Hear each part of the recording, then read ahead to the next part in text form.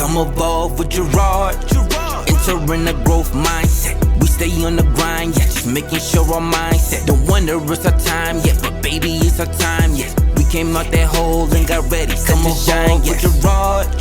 Entering a growth mindset. We stay on the grind, yeah. Just making sure our mindset. Don't wonder it's our time yet, but baby, it's our time yet. Said baby, it's our time yet. Said baby, it's our time with Gerard. Have you ever wanted more for your career, but felt like you weren't smart enough, ready enough, or just didn't know where to start? Maybe you've been in the same role for years and you're wondering if it's too late to grow. Or maybe you just got promoted and now you're thinking, what did I get myself into? If that's you, this episode is for you because I've been there. And I want to show you what's possible when you stop doubting and start evolving. Welcome to Evolve with Gerard, where real growth starts from the inside out. I'm Gerard Phillips, and this show is your space to rethink what's possible, lead with purpose, and evolve into the person you were meant to be.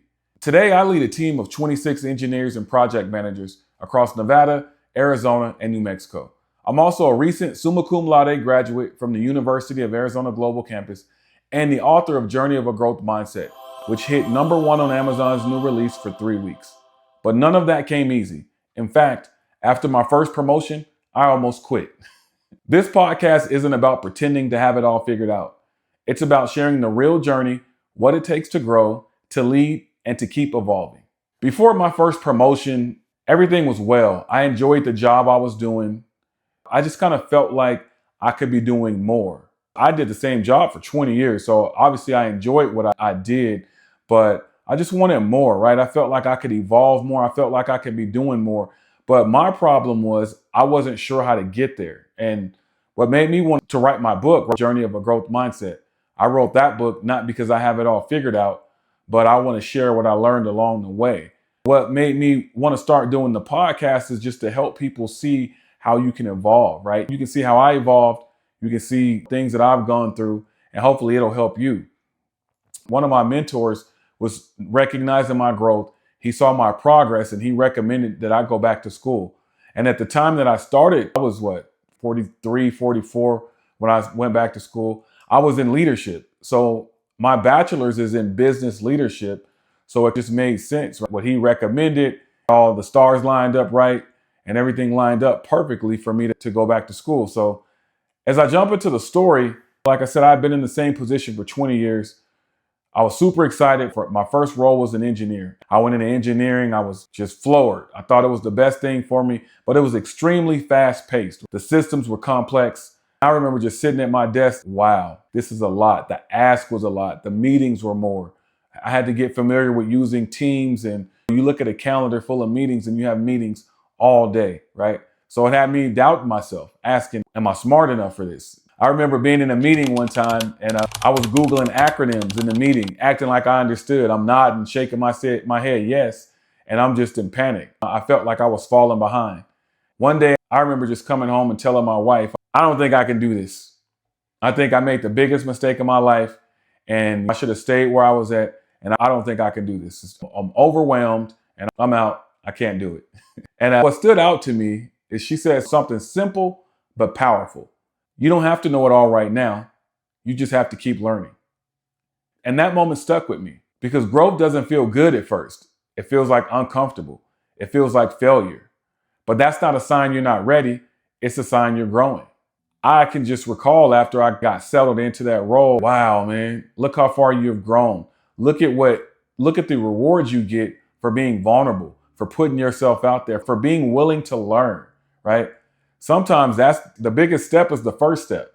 We're so afraid of failure. We're so afraid of the unknown that we don't take that first step. And that first step is sometimes all it takes to get you going.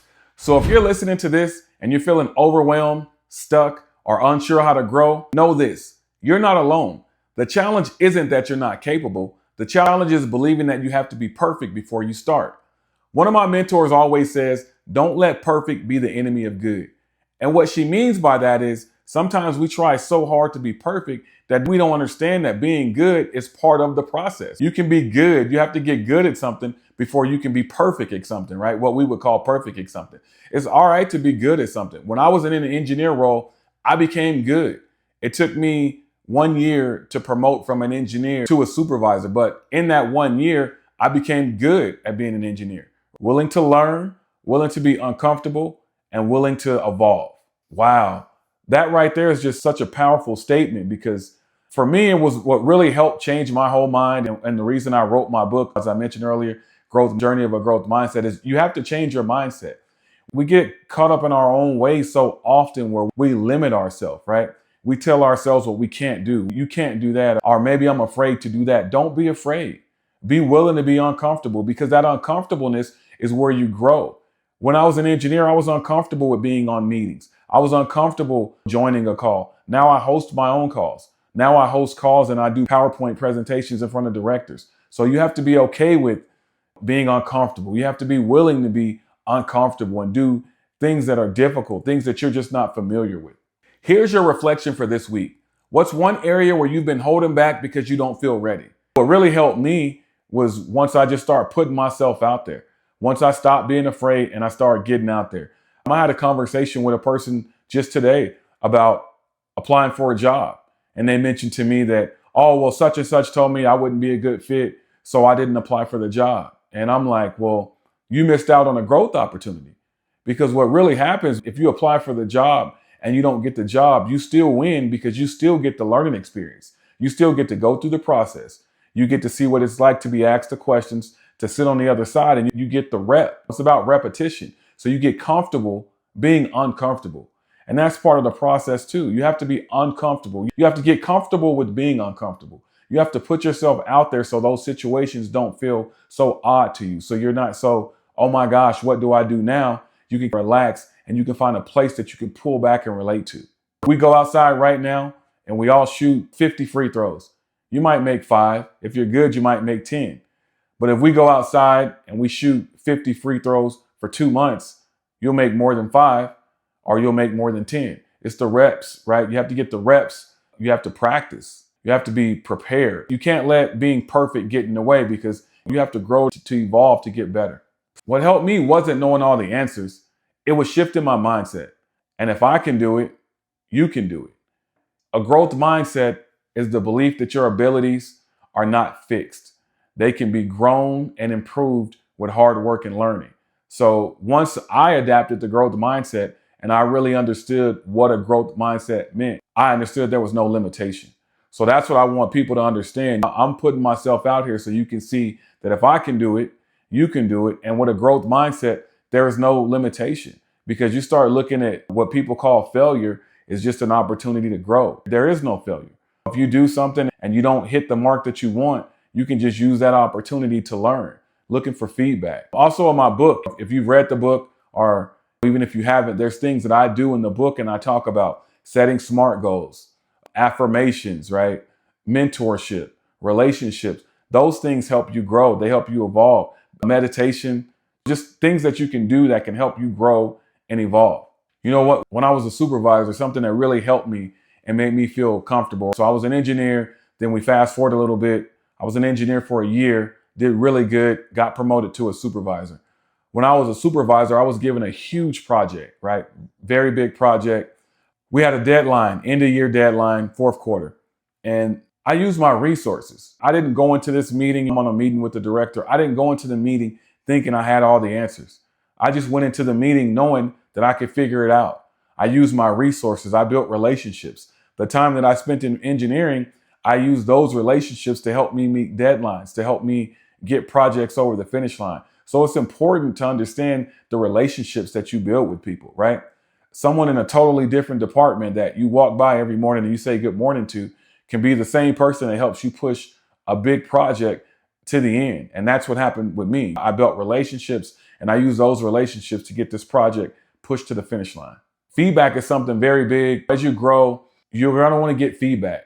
I always look to get feedback from people who are invested in me, people who care to see me do better, my mentors. It could be a friend, a spouse, a partner, people who know you, who are around you and that can watch you grow and evolve. Feedback is crucial. It's important. We need feedback because there's times that we need to correct. You can be too far left and the right valuable feedback can help you grow and help you improve. Here's your reflection for this week. What's one area where you've been holding back because you don't feel ready? And what's one small step you can take to grow into that area today? Maybe it's asking for feedback. Maybe it's applying for that role. Maybe it's just believing that you're capable of more. If this episode spoke to you, share it with someone who needs to hear it. And if you want more tools and stories like this, check out my book, Journey of a Growth Mindset. Thanks for listening to Evolve with Gerard. Remember, if I can do it, so can you. Keep evolving, and I'll see you next time. Like, comment, and subscribe. Come get ready for the show with Gerard.